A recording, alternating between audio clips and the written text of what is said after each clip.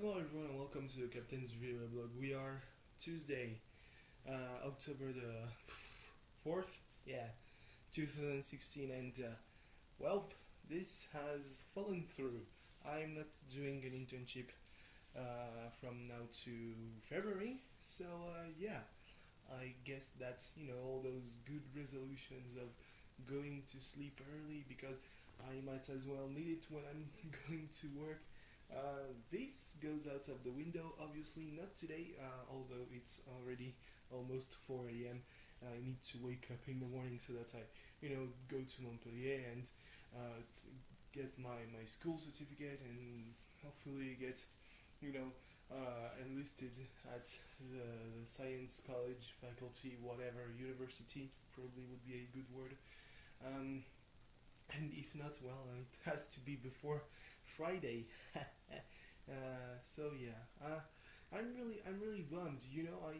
Some people have a hard time realizing that I really don't like having nothing to do, and I just cannot make myself busy because, well, there's nothing to do in my village, and I cannot escape it. As you know, it's been so long since I walked into that hole in my garden, and my toe, to repair it, they might as well have uh, to break it. So yeah, we'll see. Next week is my appointment. So by then we will know.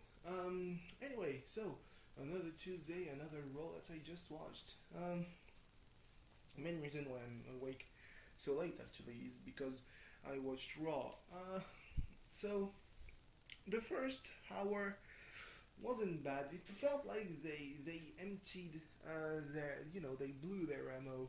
Um, Really, within the first hour, there was the segment with Roman Reigns who got booed. He said, "Yeah, I'm the first member of my family. They are strong, but I'm the first member of my family to win the U.S. Championship." And he said that it was because he was a fighter. No, it's because the when people of your family were fighting before, uh, the United States Championship was in WCW. In the WWE, you could only fight for the Intercontinental Championship. And The Rock and Rikishi were there after the U.S. Championship had been reinstated, but they weren't at the right spot on the card to contend for it. And the Usos, they are a tag team. So obviously, it's not a testament to your fighting ability, Roman. It's just that you were at the right place at the right time. Lana came out. She said, "Oh, negotiating." There was actually a "Thank you, Lana" chant. So yeah. And then Rusev, he came out and he started to beat up Roman Reigns, and it felt like he was making a point for himself to challenge Roman for a rematch at the U.S. Championship, which was obviously going to happen because I don't think. Oh yes, yeah, it happened, but it ended in a draw. That's the new era. And then Verona said, "Who's the new era? We're gonna we're not gonna stop matches on a draw." And I was like, "Yeah, sure, why not?" But they definitely did it last week for the U.S. Championship, which means obviously very important. So yeah, at Hell in a Cell, Roman Reigns, who then gave a good old Superman punch to Rusev, said, "You want your rematch? You got it. But it will be inside Hell in a Cell." So yeah, it could be good. I mean, Hell in a Cell is just a tag match, a cage match where you can go around the ring. So that's pretty much the only difference. But yeah, sure, have at it. Then there was T.J. Perkins who fought against Brian Kendrick. I thought that it was going to be a title match. Turns out it just was a match that Brian Kendrick requested, and T.J. Perkins accepted, which was a bad idea, as Perkins lost. He tapped out, which puts Brian Kendrick back into the title picture. Always a good thing. He is an established name in the WWE. So it will help elevating the cruiserweight title. It's just that he's a bit old. One thing I have to say about the cruiserweight division, because it didn't, Perkins had the hometown advantage, but yeah, it's been pretty much a staple of the cruiserweight matches on Raw. The crowd doesn't get it. They are dead silent during the matches. If there's no there's no hometown hero or no big name, even though even with Kendrick they don't really they aren't really vocal, because holy shit, Tony Nese versus Rich Swann was a really good match. Tony Nese is amazing. He's magical in the ring. He won against Rich Swann too, so that helps. But the crowd, oh god, I mean, if someone ripped ass, this just everyone would have heard. So yeah. Also, apparently the stable center wasn't exactly full, so this might explain that. Then again, even a small crowd can be really vocal. Yeah. What else was there? There was the interview Seth Rollins gave to Michael Cole. He said he was going to cancel the Kevin Owens show. He's gonna bring down Owens and Jericho, and they took outrage about those words, harsh words, and then Chris Jericho was like, yeah, you know what we should do, because I could be the referee for your rematch if that dirty, disgusting, slimy Seth Rollins gets his way. I could be the referee of your match, sure, but we could also go challenge New Day for the titles. And they aren't exactly sure if they are Team Chris and Kevin or Team Kevin and Chris, even though the Raw graphic clearly said Jerry KO. He said, yeah, and then Jericho was like, yeah, I mean, it's a lot of work, sure, but it's not as if I was going for your title. And suddenly Owens realized, fuck, he might be going for my title. Okay, sure, let's go for the tag titles. And New Day was like, yeah, champion huddle, and all three got on the list. And Xavier is actually twice on the list. Ooh. So yeah, they had a match. It was pretty interesting. I mean, probably the most interesting part of the match was the commentary by Ashton Kutcher and Danny Masterson. Yeah, who are incredibly knowledgeable about wrestling. That's not always that you have the guests who actually know their shit. Like when you hear, they don't often call moves. Ashton Kutcher and Masterson were like, yeah, he's going to do the suplex from the top rope. Oh, it's a DDT. They could have been fed the lines, but then again, some WWE wrestlers appeared on that 70s show, and I think none of them are in WWE anymore, because there were the Hardys. I think there was also Shane Helms. So yeah. And then Seth Rollins came out, provided distraction. New Day won, and Jericho ate a pedigree. I mean, in this context, it works to have the pedigree. To have Seth doing the pedigree, because it's a direct shot at Kevin Owens and at Triple H for helping Kevin Owens. But still, this just kind of. I mean, I just want the curb stomp to come back. That was a good move. There's always a bit of controversy after Seth curb stomped Big E during Black History Month. It didn't fly well.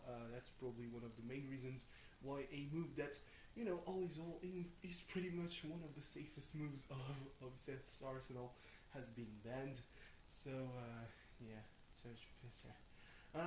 Anyway, other matches. Braun Strowman beat up a jobber who came from Idaho, I think, or Iowa, one of the states with I and a native name. And he was like, I had a dream that I beat up Braun Strowman, and uh, sure, why not? Maybe in an alternate universe because you got beat up pretty bad, and Braun Strowman did something that really resonates to me as someone who has said week and week and week again that Braun Strowman isn't really making that much of an impact because he's still down to beating up local competitors. So he said, yeah, I want actual competition for next week, or there might not be next week. And I did just, awkward line because obviously he knows in advance who he's gonna face. So I don't even know, but yeah, sure, why not? I think, yeah, Sami Zayn beat Titus O'Neil. Titus O'Neil. It's the beginning of the Titus brand. Yeah, sure. With a boot in your face. Ooh. Sure. So it's just okay. Why not? Was there another women's match besides the title match? I am not sure. But the just it was pretty amazing to have Sasha Banks versus Charlotte main eventing, and I mean actually main eventing Raw, because sometimes you have a segment with the women in the main event spot, and it's just bad because it's a title signing with Paige and Charlotte, and Paige is gonna talk about Charlotte's dead brother. Sure, why not? I mean, at least that one was an actual match, and a really good match at that. Interestingly enough, before that, Dana Brooke was like, yeah, she was still belly playing Bailey because that's a fun thing to do. But Bailey had none of her shit. Well, when Dana Brooke tried to punch Bailey in the face, Bailey just sent her flying in a crate, apparently injured her knee. Oh boy, that is not a side of Bailey that I would want to face, because oh shit, she looked like she meant it. So yeah, were there any other matches? I'm thinking about the tag match of Cesaro and Sheamus against two local competitors. They are still not a team, despite what appears on screen. I mean, the second hour was pretty dreary because there was most of it was taken by the New Day and Jerry KO, and there was only, I think, the match between Sami Zayn and Titus O'Neil in the second hour. First hour was pretty stacked. The third hour had matches, so sure. So yeah, Cesaro and Sheamus still not a team, but I mean they are winning and they are going to get a championship opportunity anyway. So yeah, sure.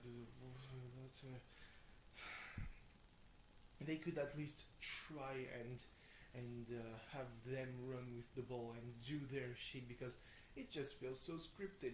Oh yes, you're gonna ride together. You're gonna not arrive on time because Sheamus wanted to goes through rush hour traffic, and Cesaro tries to navigate him through that. I'm Swiss. I'm always on time. But yeah, in the ring they have already signs of what they could do as a team. Cesaro, when he steps on Sheamus, but then he does a DDT on his opponent. So sure, and without even the time to do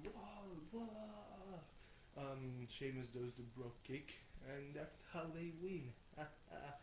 Oh god, I mean, put me out of my misery. This is the only thing I can think through most of Raw. They have good moments, but it's most of it just falls flat. So yeah, the main event was really fucking good. I wouldn't say yeah you should experience it firsthand, but still, it was a one-on-one match, which is pretty interesting because Charlotte hardly ever fights one-on-one matches. You know, there was always someone in her corner, be it her father or Dana Brooke. Usually there's someone in Charlotte's corner, so it was pretty interesting as a dynamic to have a match that had some sense of clarity. Um, and it was a clean one-on-one. There were no shots that could cause a disqualification. But since the referee didn't see it, it was okay. It was all very well. I wouldn't say very technical because a corkscrew moonsault isn't really technical. It's more acrobatics, and I mean she's Charlotte. She comes from that world. So I mean, yeah, you could expect some high flying from Charlotte. So, but it still was very, very, very good when Sasha kicked out of the of the knee she took to the face. That was already something. She kicked out of the natural selection. That was hype, and then she put on the bank statement, and Charlotte tried to reverse it into a pin. That sometimes that is something that works. But this time it didn't work because Sasha reversed it. Put more pressure, and Charlotte tapped out. So say Sasha Banks is two-time Raw Women's Champion because apparently that's the official name. And I've read that apparently Charlotte announced her retirement. I am sure that this is just another of her tricks. Would be weird if that was actually her returning match. But still, it was an episode of Raw. What can I say about it, really? It's just, hey, we're gonna put on 3 hours of wrestling. Oh boy, and there's going to be a lot of talking. Oh boy. And you're not going to be invested in the storylines. It's basically wrestling for casuals. But yeah, I mean, sure, why not? Put on this kind of show. Have at it. They are starting to lose the war of ratings against SmackDown, but it's a whole other thing than the Monday Night Wars. So yeah. Anyway, thanks for watching. See you tomorrow. Bye bye. Tomorrow. Oh boy, how will I even be able to watch SmackDown? This is going to be another late episode. I'm pretty much dead inside.